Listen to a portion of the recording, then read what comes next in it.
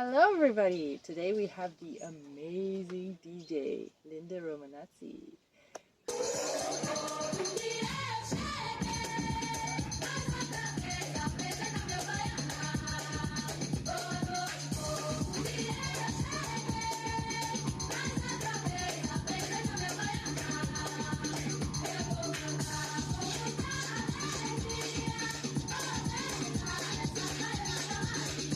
And she's going to tell us how she became an ecstatic dance DJ, and she played an amazing set last night.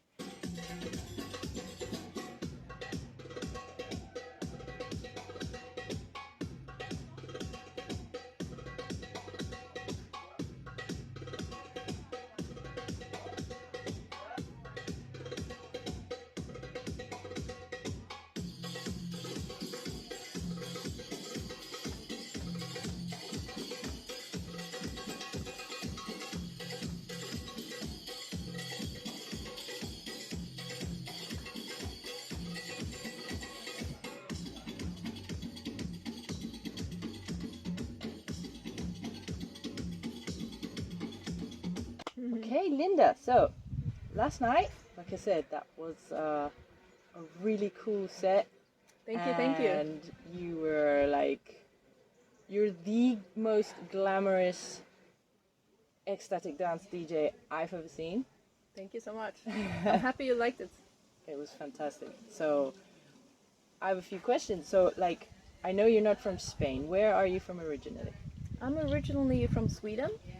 Oh. I moved from there almost 20 years ago now. So I'm based here in Spain since 3 years. I used to live in Paris for many years as well. Oh, what's it like in Paris? Very busy, hectic? Yeah, it's nice. It's a nice place. It's more hectic than here for sure. Yeah, anything's more hectic Yeah. in Spain. Yeah. And I believe you've been in South America? I've been in Central America a lot. I've been traveling in Costa Rica, Guatemala, and Mexico a few years in a row. So you're pretty well traveled. Yeah. As a DJ, you've traveled because you're a DJ? No, I was traveling there for private reasons, more. But the trip, of course, involved lots of DJing and things. But it was not like an official DJ tour. But it was. I had many gigs. Over 20 gigs, I think. Wow. Yeah. But it happened more on the way, so to speak. That's impressive. Yeah. So what is it that you do, and why did you choose to do ecstatic music? I think it's a natural. It happened quite naturally after I've been DJing for 25 years now, and I play a lot of music that is very similar to the music you play in ecstatic dances, or there are really no rules for what you play in ecstatic dances. You can play whatever you want, but I play everything from very world music, down tempo. I take it into organic house. I play up tempo music. So all the range of electronic based music that I play is perfectly fitting into the ecstatic dance. So Right. Oh, so you've got the highs and the low, and you're bringing up the emotions. That's what I've been doing for many years already. And I so it was a natural, just sort of course, merge. Yeah.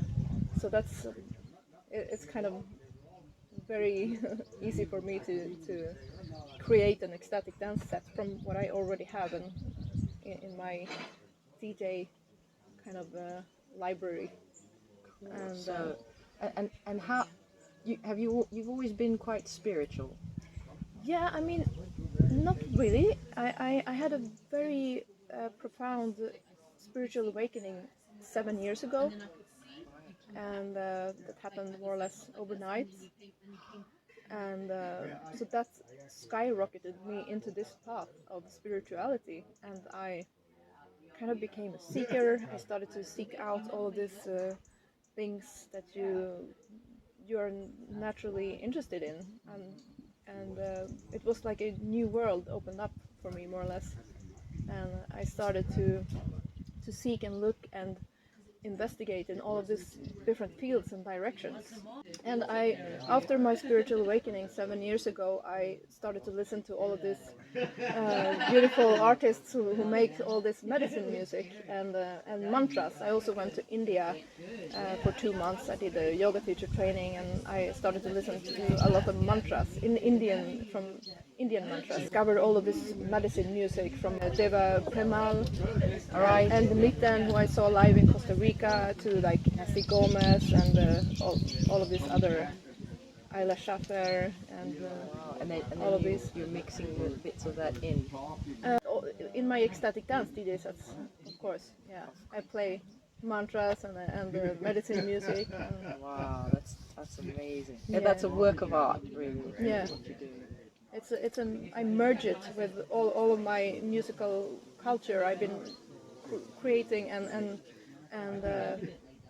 how do you say, gathered throughout all these years. I have a massive library of music that I have been collecting for over 20 years, of world That's music, dedication. down tempo, all kinds of things from all corners of the world, merging that with medicine music and all of that. So I have a lot to work with and to create these ecstatic dances with.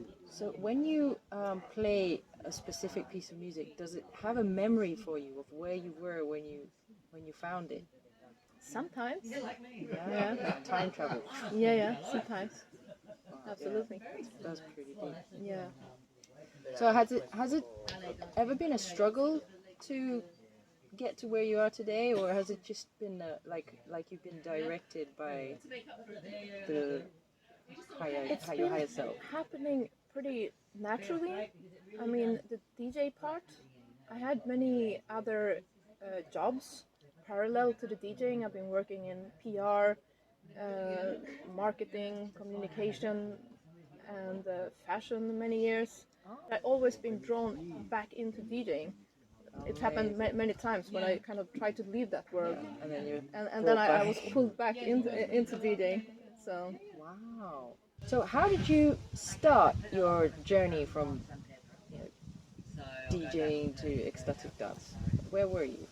I started it in Tulum, Mexico, actually, a few years ago when I was asked to play in a regeneration experience at Holistica in Tulum with some friends of mine organizing. It was a day experience of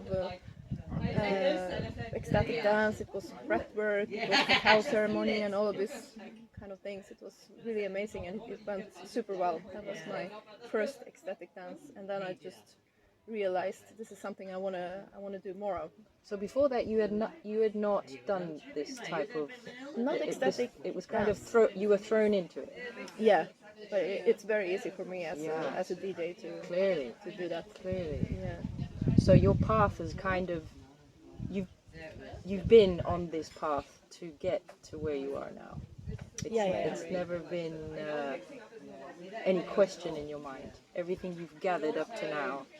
It's never like a straight road to anything. I think we all go through many ups and downs on the road, but it's been a quite natural transition to also play ecstatic dances. I'm still playing my regular DJ sets in clubs and festivals and beach clubs and everywhere, but for me to take the step over to also play ecstatic dances is very, very natural. It's like, yeah. And I think it's going to be the future.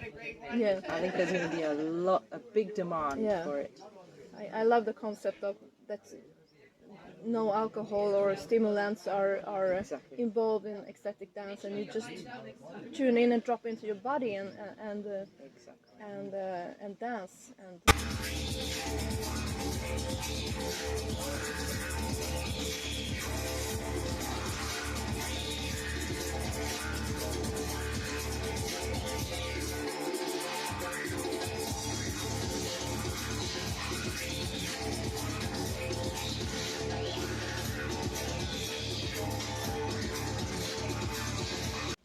Yeah, This I is love the that. new kind of party. Yeah, absolutely. Yeah.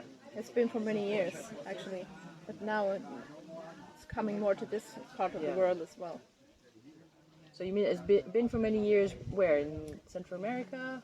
I think maybe in the US, where everything comes from. Really? They are always a few years before Europe with all of these new things, especially in California and with all of these conscious community hubs. They've been doing that for many years. California, okay. Yeah. Do you ever, let's say, see signs that you're on the right path? Like, for me, for example, I see numbers, and they're always a confirmation from my higher self or my guides or whatever you call it, source. I don't know who it's from, but I'm always getting these sort of like little bits of confirmation that you're doing the right thing, keep going, and it gives me confidence. Do you ever get things like that? Maybe not exactly like that with numbers, as for you. Oracle cards for answers, and I get pretty clear answers from them in guidelines, guidings. Fantastic. And they're like, percentage-wise, how accurate are they? Very. Very. Yeah. Wow. I need to learn to do that. Yeah. You see where you want to go, and then you're drawn to a card, and you ask a question, of course, and you ask your guides and you ask a question. What were you like as a child? Did you ever feel that you were different to everyone else, or did you fit in perfectly? I think I was pretty normal. I didn't feel different, particularly as a child. No, I had everything was very, very normal, and I felt I fit in. It was more when I reached puberty and as a teenager, I started to feel that very strongly. Yeah. So then, how old were you when you started to realize that, okay, the world is not the way I think it should be, and I need something different? I don't think that was not in my early years. No, that was more recent. Yeah, quite a few people have said they kind of always knew for a while, but it was when we had lockdown. A lot of stuff came up for them, and that was like the big hit in the face. Like, something's wrong, and we need to start. Yeah, of course. During the pandemic, during the lockdown, I started by myself because we had so much free time.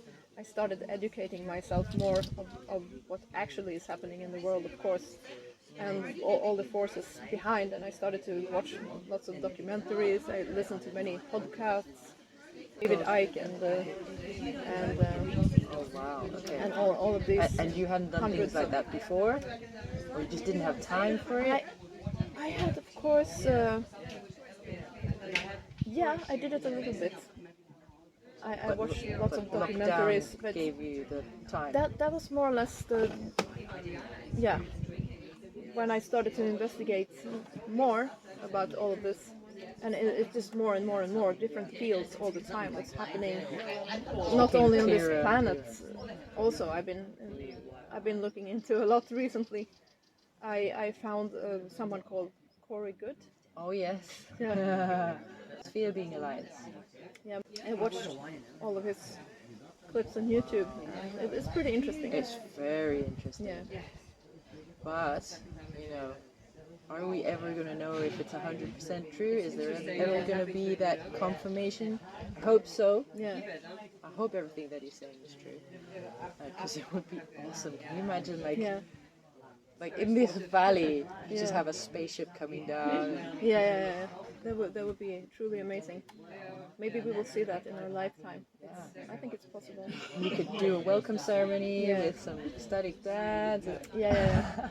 That would be awesome. It's a lot of things like this going on, and especially in Central America, in Mexico.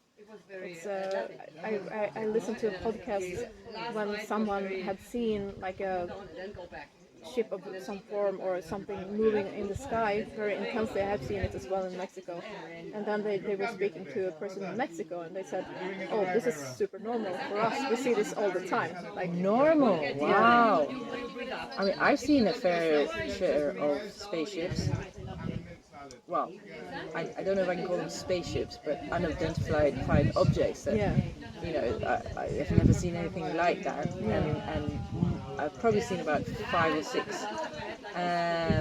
But not many people that live around me have seen it, so they just think I'm crazy. Yeah. So it would Where be did you nice. see them? I saw them here in Spain. In Spain. Yeah, on my farm. Yeah. So my farm is pretty much like this. I've got a view like this, but let's say that mountain is just a bit closer.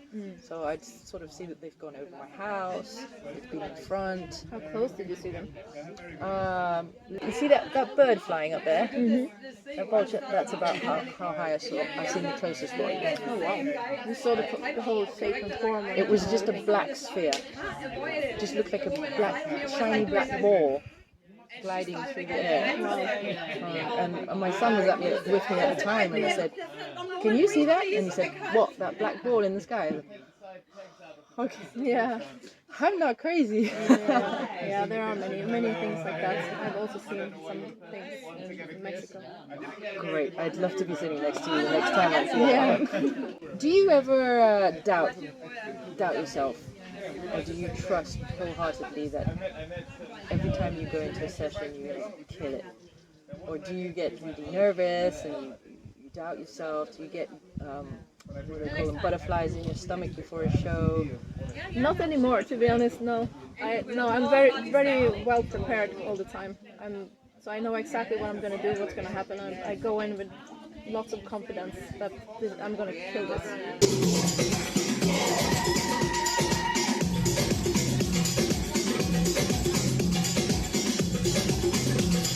Wow. Yeah, but back in the days it was of course different. Like when I was younger and started out, of course I was super nervous, but not anymore. I've been doing this for so many years, so I totally really know. believe in yourself. Yeah, of course. You know you can. Regarding the DJing, absolutely, 100%.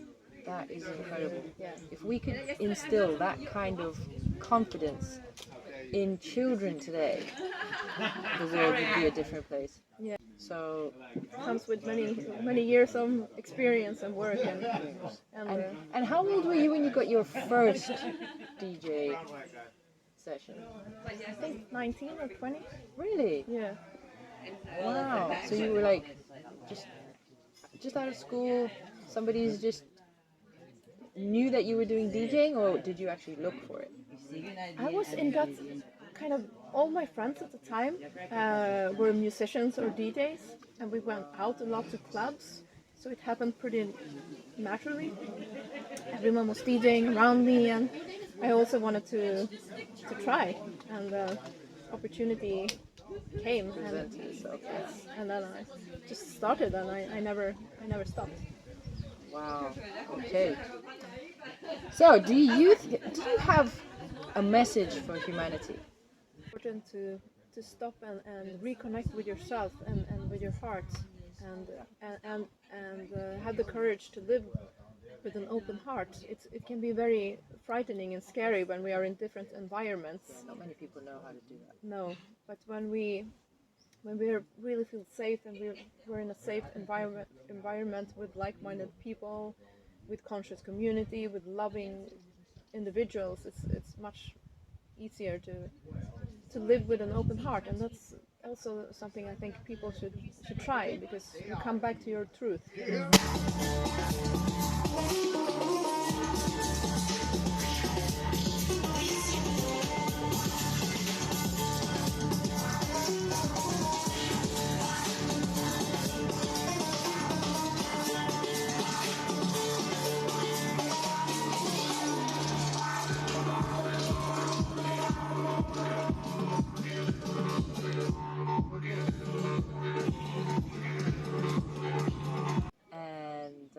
Hopefully we're going to see a lot more of her. Thank you very much, Linda. Thank you so much, Celeste. It was an honor to be in Awakening Within with you. Pleasure is all mine.